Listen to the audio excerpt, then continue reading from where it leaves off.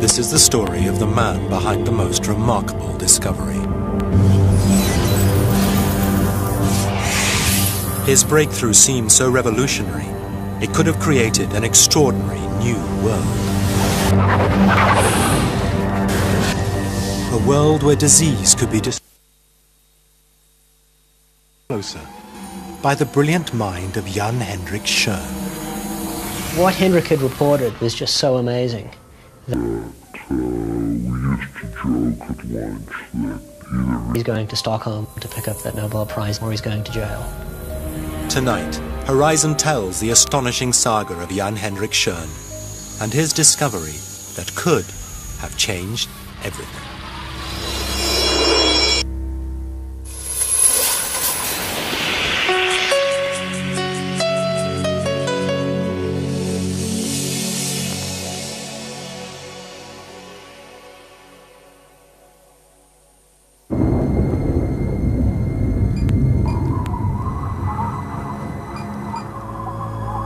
Our day of reckoning has come and gone.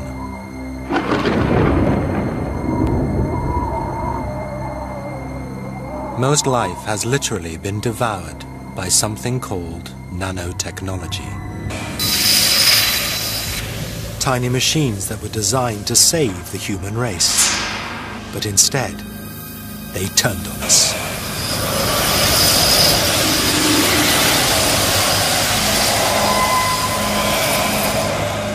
Human life has been wiped out by the nanobot.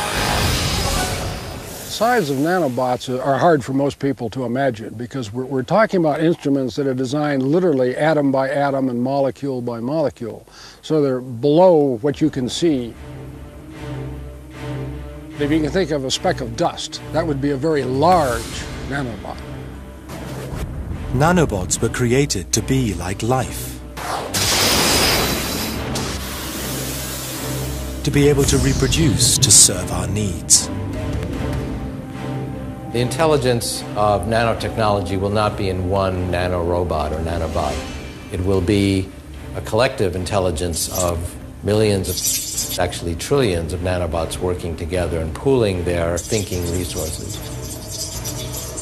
But then the machines began to change, and as they changed, we found that we could not control them. They began to take on a life of their own.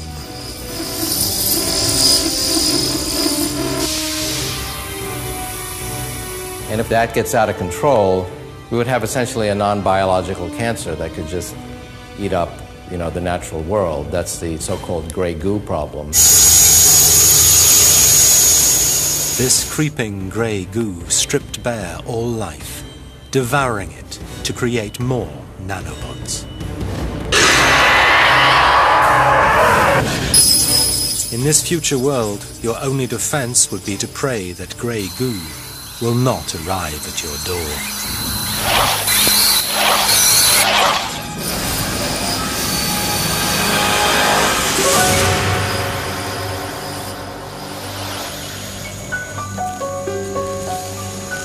So great is this fear of the grey goo that eminent figures around the world, such as Prince Charles, have raised concerns about it. The British government have asked the Royal Society to investigate nanotechnology.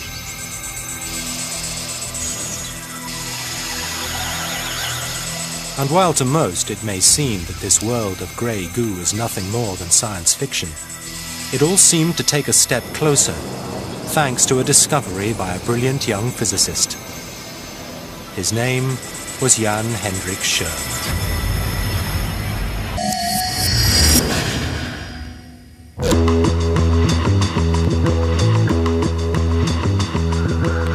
Hendrik Schoen was one of the greatest minds the world of physics had seen for years.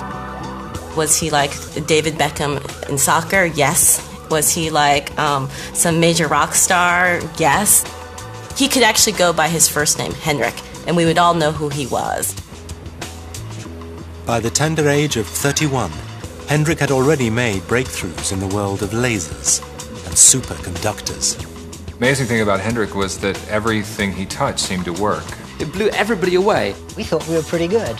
And we just couldn't touch this guy. He was coming up with a brainstorm every few weeks. He seemed to be showing many with vastly more experience than him how to do science. We all have ideas about experiments, and unfortunately they never work out as planned, but in his case they always seem to work out just as planned. What was amazing about Schoen is he got them all to work. You know, 5 or 10 experiments, 20 experiments, all of them incredibly difficult in different areas, and they all worked. And his breakthroughs were reflected by a prolific rate of publishing. At one point, he was producing a paper every 8 days. He barely seemed to pause for breath.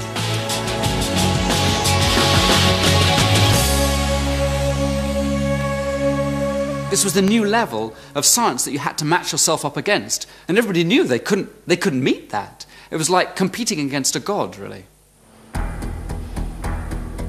And in December 2000, this scientific god accepted a permanent position at one of the world's greatest research facilities, Bell Laboratories in the USA.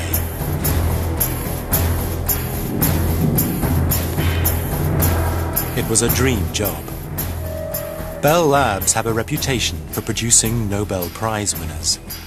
11 have won the prize since its founding in 1925. He would now be given the resources to do truly amazing work. And before long, people were whispering that he might be in line for the greatest prize in science himself. I even remember that one day I went to my president telling him, look, you should know that there is a former student of us who is really doing excellent work. Because, you know, I'm joking a little bit, but anyway, in case he wins the Nobel Prize, I told to my president, you should know before and not reading it in the newspaper. A mere 2 years after leaving university, he was already a legend. And yet his most daring work was still to come. In the spring of 2001, Schoen started the work that would bring him worldwide fame and seemed to draw us a little closer to a new world of nanotechnology.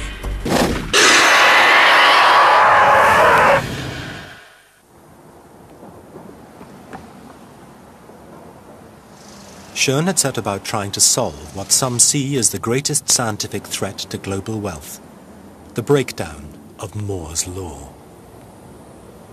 The end of Moore's law is perhaps the single greatest economic threat to modern society. And unless we deal with it, we could be facing economic ruin. Moore's law is nothing to do with the threat of terrorism, or even the fear of a terrifying natural disaster. Moore's law relates to the one thing that has powered our progress and defined our age. And this is it. This is the silicon chip.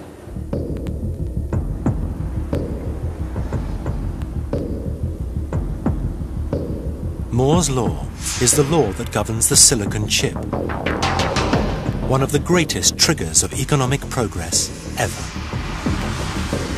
This tiny element has created a world which at the beginning of the last century would have seemed unimaginable. It has led to growth on an extraordinary scale. Because of the silicon chip, productivity has exponentially increased. My grandfather, for example, was a small farmer. You could take the entire productivity of the last 50 years of his life and compress it down to 6 months because of the computerization and because of the silicon technology in our life.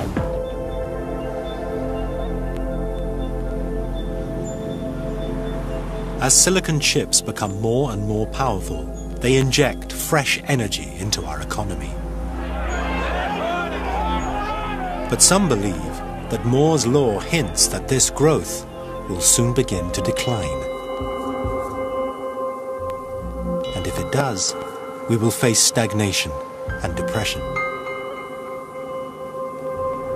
At the root of the crisis is the heart of the silicon chip itself, the millions of tiny elements that actually control your computer. The transistors. Because the more transistors you have on your chip, the more powerful it is. Moore's law states that computer power doubles every 18 months. This means that at Christmas, for example, we more or less expect our computers to be almost twice as powerful as they were in the previous Christmas. Computer power has doubled every 18 months for nearly 40 years. It has led to unprecedented economic growth.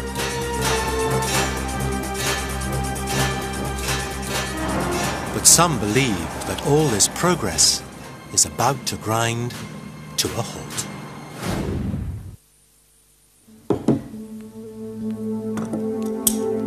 The problem relates to nothing less than the fundamentals of physics. It seems there is a limit to how small silicon can go before it begins to break down. So this is a copper wire which acts like a pipeline for electrons. Electrons travel through it, and it's just like a piece of silicon. And just like a silicon transistor, we can actually turn it on, in which case the light bulb lights, or turn it off, and turn it on, and turn it off. And it works perfectly. But to pack more silicon transistors onto a chip means you need to make them smaller. So if you're following Moore's law, and you're cramming more and more transistors onto the silicon, you have to make everything smaller in all dimensions. So we have to make this wire thinner. And when we do that, something very different happens when we switch it on.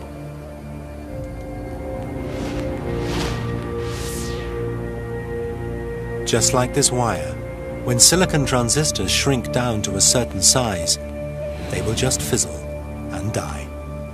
What worries many people is that when you make a silicon transistor this small, at the very smallest possible, it just doesn't work like this.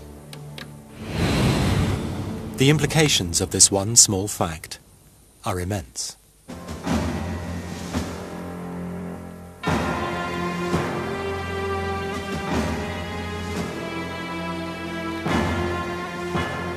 We could be facing economic stagnation because computers are simply not capable of evolving to the next step if they are based on silicon.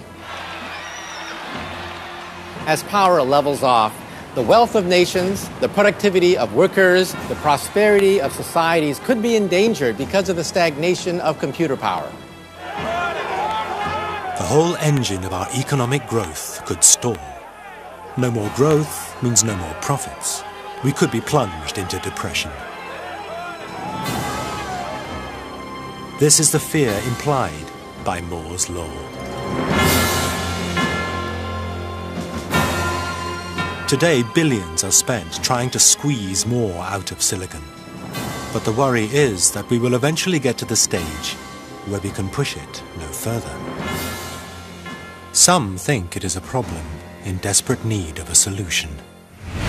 The good news is, any individual, any nation which seizes this opportunity could literally leapfrog to the forefront and hit the jackpot. That could be the next generation of wealth for the world. With the breakdown of Moore's law looming large on the horizon, the rising star of physics, Hendrik Schoen, entered the arena.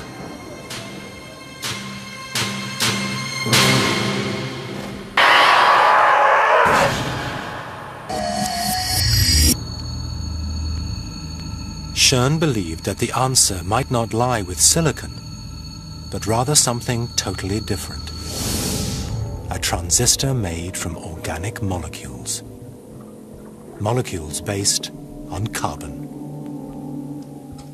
Organic molecules are used for everything around us. They make grass, they make trees, they make our food, sandwiches, they make us. We've learnt to use them as well for the cellophane that wraps your sandwiches, for the box that you put them in. I mean, everything is built around carbon-based systems.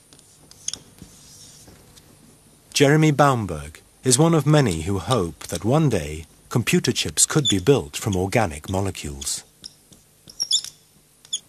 If nature was going to make a computer, it would use organic molecules. And that's what we've set out to really try and solve ourselves. How can we use these organic molecules to make the heart of computing? And one of the key reasons that many are looking at transistors made from organic molecules is their tiny size. They're so small. and they tend to be strings of atoms put together, so they're less than a billionth of a meter across. Because an organic molecule can be so much smaller than a silicon transistor, it means you could pack more of them onto a computer chip. That's completely different from the transistors that are inside this chip. It's a very advanced chip now, millions of transistors on this chip, but each one is tens of thousands of atoms. So we can replace those by single molecules. We can increase the density of processing here enormously. It seemed like a fantastic idea. Scrap silicon and use organic molecules. It could transform society and might, one day, blast open the world of nanotechnology.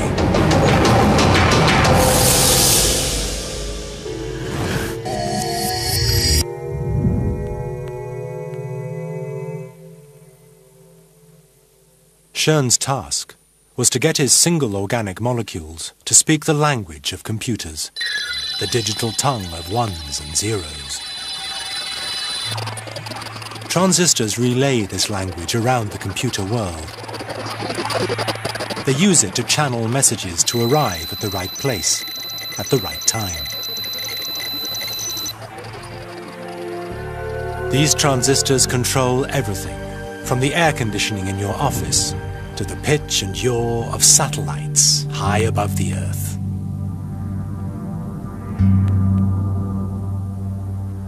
But no one had so far been able to get tiny, single organic molecules to behave like silicon. Among those who had tried and failed was Paul McEwen from Cornell University.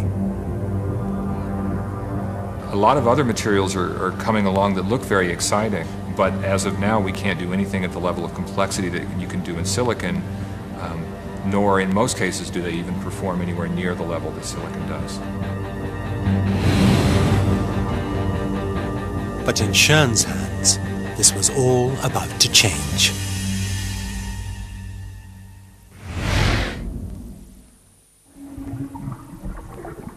Schoen thought the answer might lie with an organic dye. In early 2001, he engineered a layer of these dye molecules to assemble on a specially prepared circuit. He was hoping that when he ran a current through them, they would show the classic signature of a transistor circuit. So in an experiment like this, the kind of behavior you would like to see out of your transistor circuit looks like this. You would like a small change in the input signal to produce a large change in the output signal. This property is absolutely critical for a useful transistor circuit. No experiment with single organic molecules had ever shown these characteristics before. This is exactly the kind of curve that Hendrik Schoen would have been looking for in his experiments. Eventually, Schoen's preparations were complete. It was time to switch the experiment on.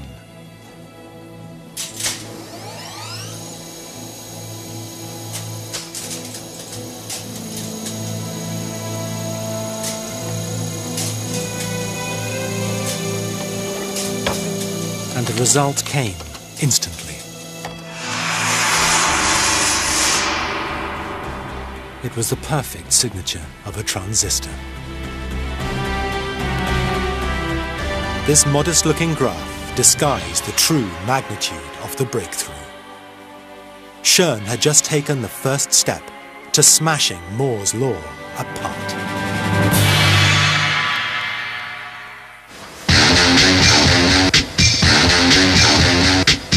Schoen took his findings to the most prestigious scientific journal of them all, Nature.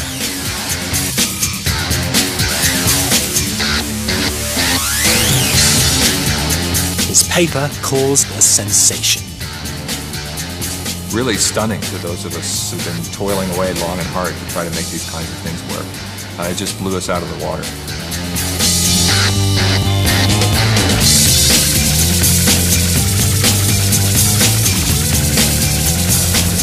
It was the breakthrough that everyone had been waiting for. One day it could re-energize our economy.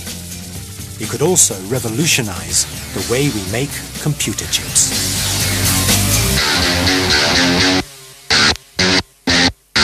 What Schoen was showing is you didn't need all that. You could do this in a different way that would blow this multi-billion-dollar industry potentially out of the water. Expensive silicon chip factories could become a thing of the past.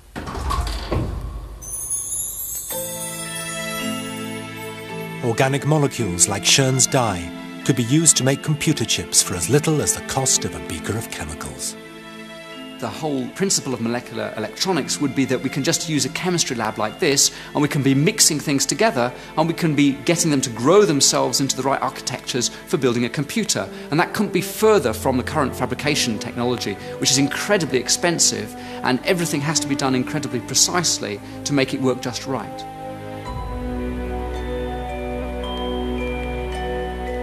The hope is that one day, these molecules would be connected up to create computers more powerful than we have ever seen.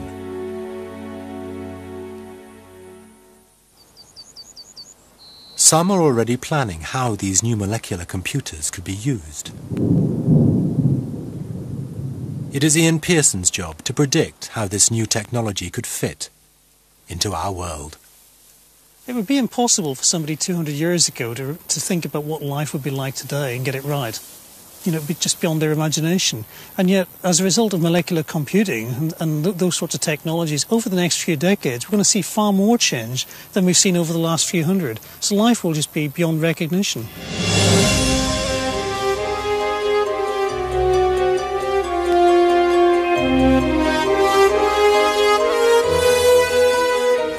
Ian Pearson's vision of the future is a world where powerful computers could be made at incredibly low cost. And he believes that if you could make computers cheaply, you could afford to have them everywhere. Even woven into the shirt on your back. I mean, supposing 20, 30 years from now I'm wearing a really smart shirt and I have an accident. That shirt knows I've had an accident because it can measure the G-forces. It might even measure that I'm bleeding. The shirt could tell the ambulance in great detail while they're on the way exactly what's wrong with me, so they've got the equipment ready for when they arrive. It might save my life.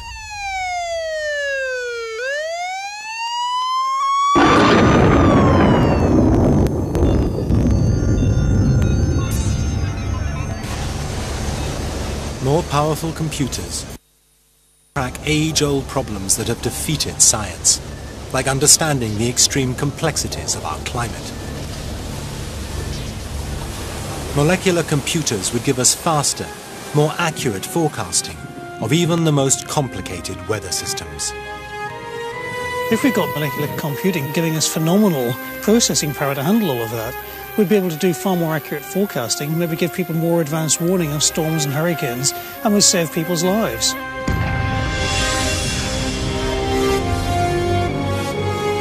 But it could go even further. Molecular transistors may one day usher in a world of nanotechnology.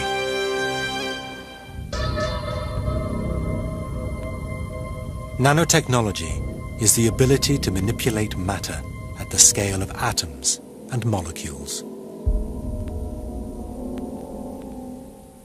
It is a science in its infancy. But already nanotechnologists have tinkered with carbon atoms to make lighter, stronger tennis rackets. The molecules in sunscreen have been manipulated to give improved protection. And though this might not seem much, the hope is that in future nanotechnology could go far, far further.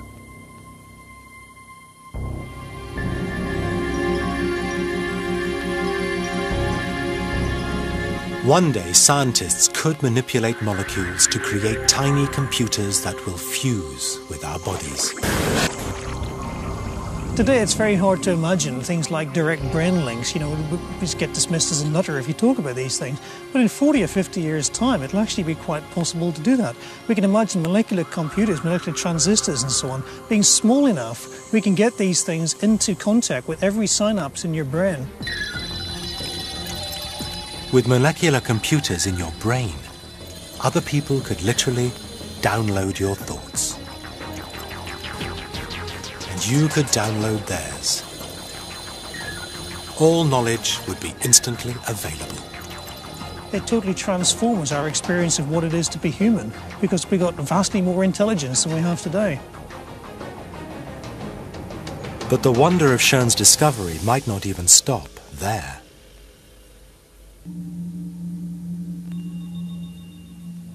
The extreme possibility is that because they are organic, molecular transistors could reproduce themselves, like life. They could be part of machines that will grow as living cells grow. And if this could happen, the world of the nanobot would have moved a step closer. One nanobot doesn't do much. You need trillions of them. How do you get trillions of them? Well, you need them to self-replicate. You need one nanobot to turn to 2 to 4 to 8 and scale itself up to trillions. Ray Kurzweil is one of those who believe that in future, huge numbers of these self-replicating machines could be programmed to target every diseased cell in our body. Our immune system, of course, keeps us alive, but they're very slow. I actually watched my white blood cells destroy bacteria, and it took like an hour and a half. A nanorobot could do the job in seconds. It would be far more powerful at destroying pathogens and cancer cells. Trillions of these tiny machines could even be swallowed in pill form. Their tiny onboard computers, controlled perhaps by tiny molecular transistors, would direct them through even the smallest blood vessels to destroy any infection they come across. And though the technical know-how may be decades in the future, one has even been given a name: a respirosite.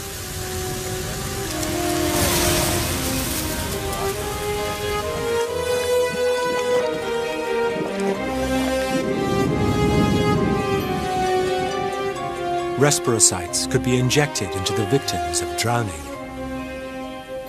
Once in the bloodstream, these nanobots would break down the excess molecules of carbon dioxide and release oxygen into the blood. They could mean the difference between life and death.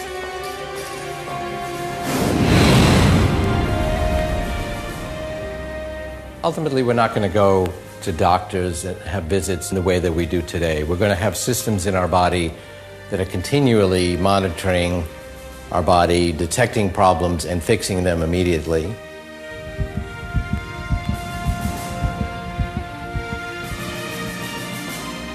This, then, is one vision of what the brave new world could be like for our children. A vision where all diseases could be fought. Their lives could be extended by decades. All because of nanotechnology.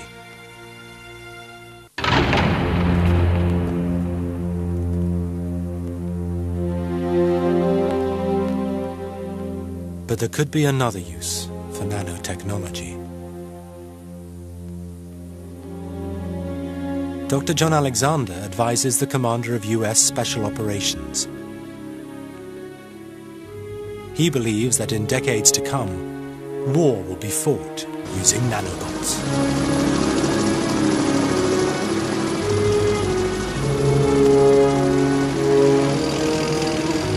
The battlefield of the future is going to look very different from the one of the past. You're not going to see large armies of infantry and armor arrayed against each other and fighting in the open.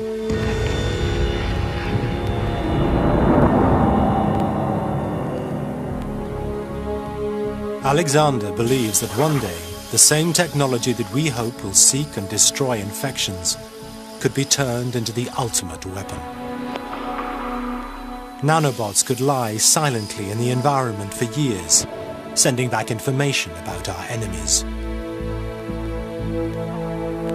They could even be our assassins.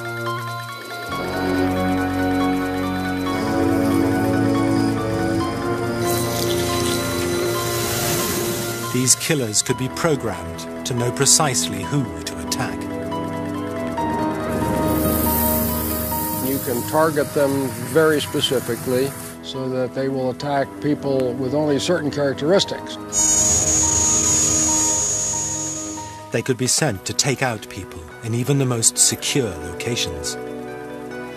Once programmed, nothing could stop them. Some of them will be small enough that you can actually introduce them into a person undetectably, and they can go in and punch holes in blood vessels.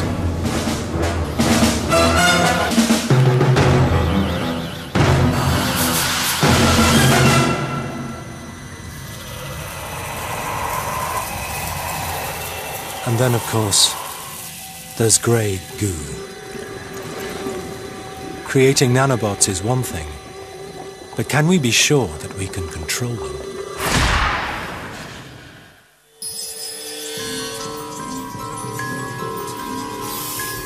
The fear is that to breed, they will need organic material.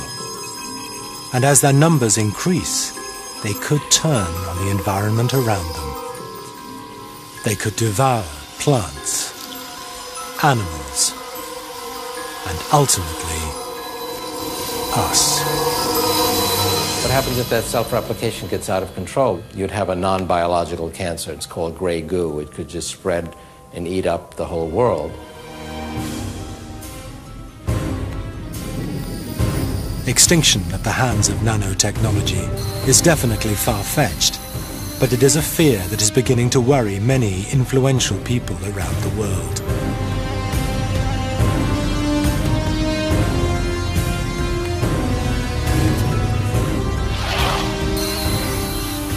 The dangers are real, and we're going to have many layers of protection.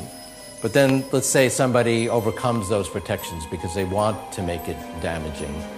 We're going to have to actually develop protective nanotechnology, like a nanotechnology-based immune system. I call it blue goo, meaning sort of police nanobots that would try to combat the destructive ones.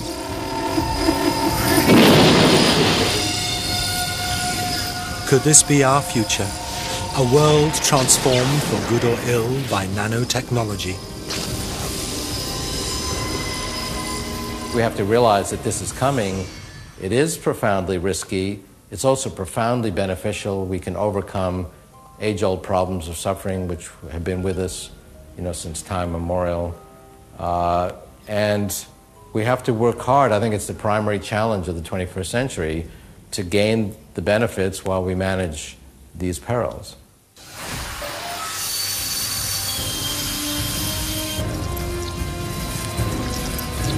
These are extraordinary hopes and fears. They were certainly way beyond the mind even of Hendrik Schoen, but his discovery could have been a small step that would lead to that future. And then something happened that no one could have predicted.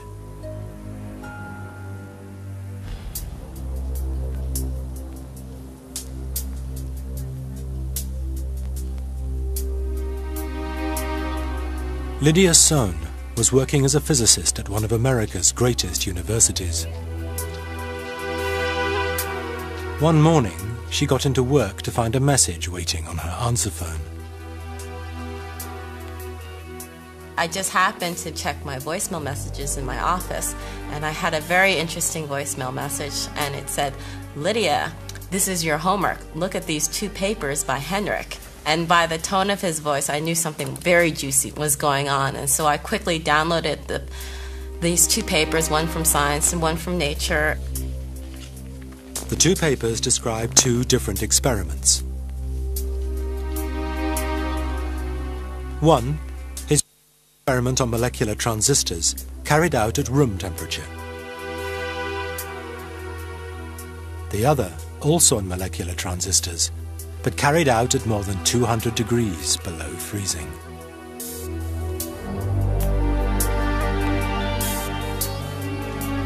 Lydia began reading the 2 papers. Everything seemed to be very reasonable, and I'm trying to think, well, what's so special? And then what I ended up doing was to look at the very first figure. Just looking at each figure individually, they looked very reasonable. So I was like, okay, well, this can't be it. But then her eyes drifted onto two graphs, the actual results of Schoen's experiments. And then that point, it was like, wait, something is really wrong right here. The results just didn't make sense. I realized, just having them right next to each other, that they were completely identical. Two totally different experiments with exactly the same results was impossible. Yet that's what Schoen's papers reported. Well, all you need to do is really just look at them. And what you see is that they're really nice, beautiful curves. But then the interesting part is all you have to do is slide them on top of one another. What's really unusual was that you can look in this area and in this area, and you can see that the noise, all these little squiggles and bumps, they should never overlap one another. Noise simply can't reproduce to the T like it's shown here. And with that, that's really telling me that something is very wrong with these two graphs right here. Lydia was intrigued. Could Schoen have made a mistake? She contacted her old friend, Paul McEwen. When Lydia first pointed out to me that these two graphs were identical, it was really extremely shocking. The chances that those two graphs were identical truly, meaning two separate experiments giving exactly the same results, was basically zero.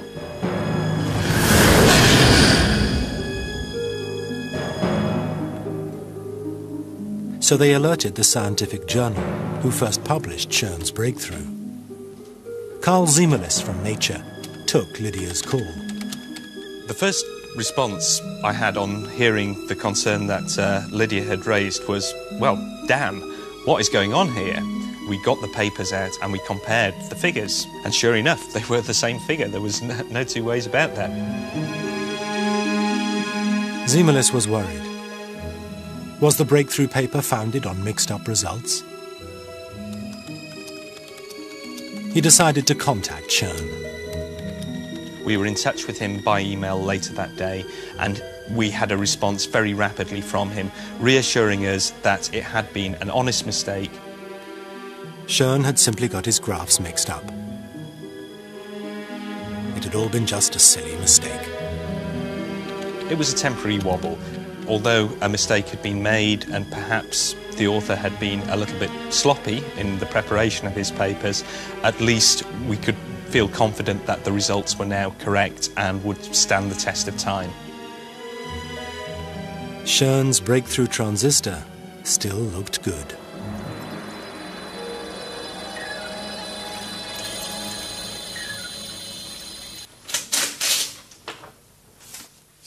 But for Lydia Schoen, something still didn't add up. For months now, rumors had been circulating about Schoen's work. Many of his claims just could not be repeated in the lab by others. I don't know how else to describe it. Like, you have in your head these red flags going ding, ding, ding, ding, warning, warning, warning. There is something rotten in Denmark. Lydia decided to get to the bottom of the Schoen enigma. She printed out a range of his old papers and started to read. 300 kilometers away, Paul McEwen was doing the same. It's a Thursday evening, and my wife is out of town, so I'm obsessing over Hendrik Schoen's papers. Each of us must have brought home at least 10 of Hendrik's papers. And it was almost 11 o'clock in the evening that Paul gave me a call. I'm looking at the view graphs again, and we're chatting away about one thing or another, and she's talking to me. And at one point, I say to her, "Oh my God, Lydia, you got to look at this paper." I'd found yet another example where that same bit of data seemed to have been used in yet a third paper.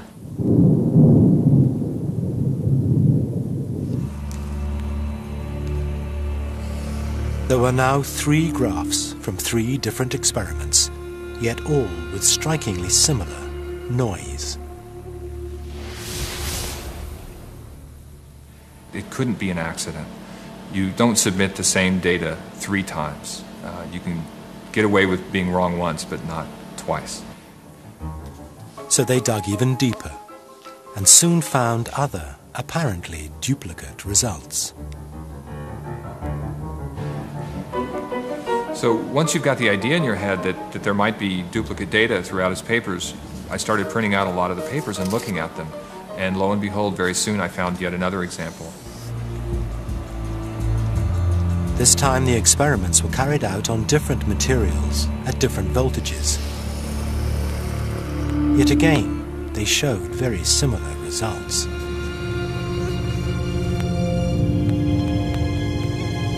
And as the night dragged on, they found more apparent errors. More matching data from totally different experiments. Every time they found new duplicate results, they contacted each other. The email messages had progressed to the point that he started calling me Scully, and he was signing his emails as Mulder because he just felt that this was like an X-Files.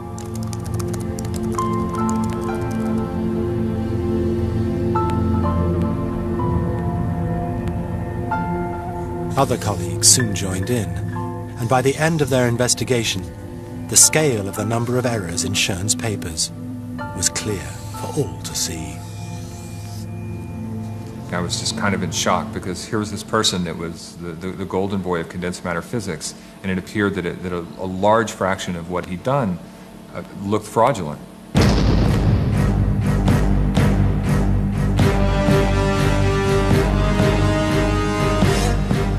The news hit Nature like a thunderbolt. Frankly, putting these images side by side, it was shocking. We were quite taken aback by the magnitude of what the problem now seemed to be. Whereas before, a simple mistake seemed to have been made, and that seemed understandable. Now we had something that seemed to go way beyond that, and several Nature papers were implicated.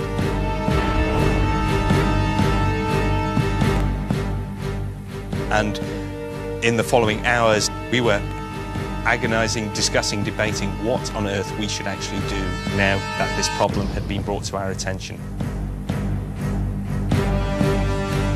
Word also got back to Schoen's employers, Bell.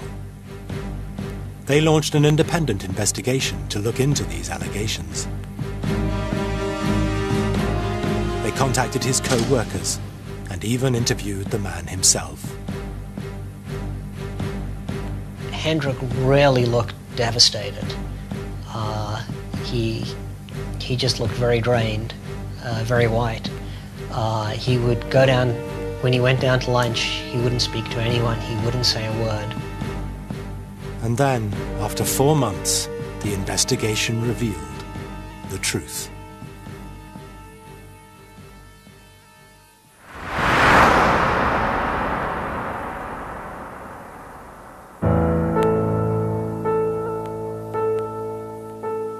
The investigation established that Schoen had behaved recklessly and that he had deliberately fabricated some data.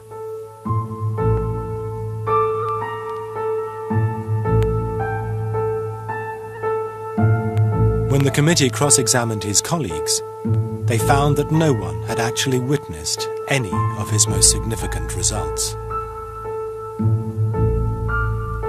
When they asked to see the raw data that allowed him to come to his remarkable conclusions, they discovered that he had deleted virtually all of it, apparently because his computer lacked sufficient memory.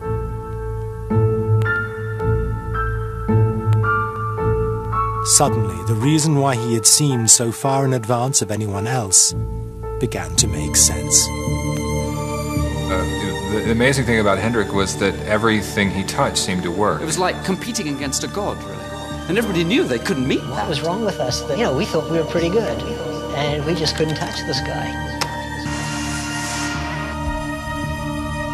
Because he was producing so much phenomenal work so fast. So if you like, this was the new level of science that you had to match yourself up against. Unfortunately, they never work out as planned, but in his case, they always seem to work out just as planned. We were used to joke that this guy's either going to Stockholm or he's going to jail. It seemed that Hendrik Schoen had been so far ahead of his rivals for a very simple reason. Many of his greatest triumphs had been based on fabricated data. It was a shocking revelation. Those around the world who knew him were left asking themselves the same question. Why did he do it? I don't know. Maybe it was he started out with something very small and kind of grew out of control. Or maybe it was psychological. Maybe on planet Hendrik this made perfect sense. But in the end, I don't know, and nobody knows, and probably, I guess, maybe not even Hendrik.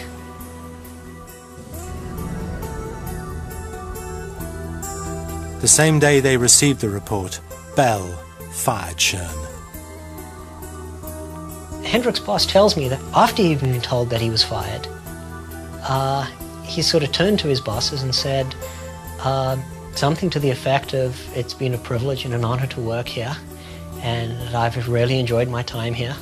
Thank you." And then he turned around and was marched out the building by the 2 security guards. Today, Schoen still stands by his findings and believes that one day he will be vindicated.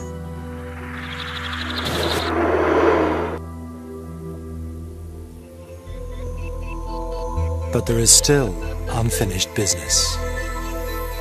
The use of fake data by Schoen means more than just the shockwaves he created in the scientific community. What people had hoped could deliver a solution to Moore's law ultimately proved futile. An alternative to the silicon chip is still to be found, and until it is, the threat of economic disaster will remain. But there is some good news. One route to the world of grey goo has faded. That future is as far off as it has ever been. It means we can now all rest a little more securely.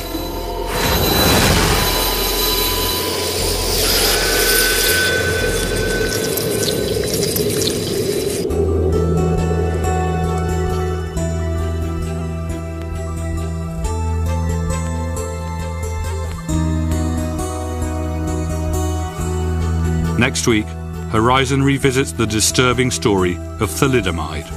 It caused one of the greatest disasters of modern medicine. Now it is being used to treat cancer. But what are the risks?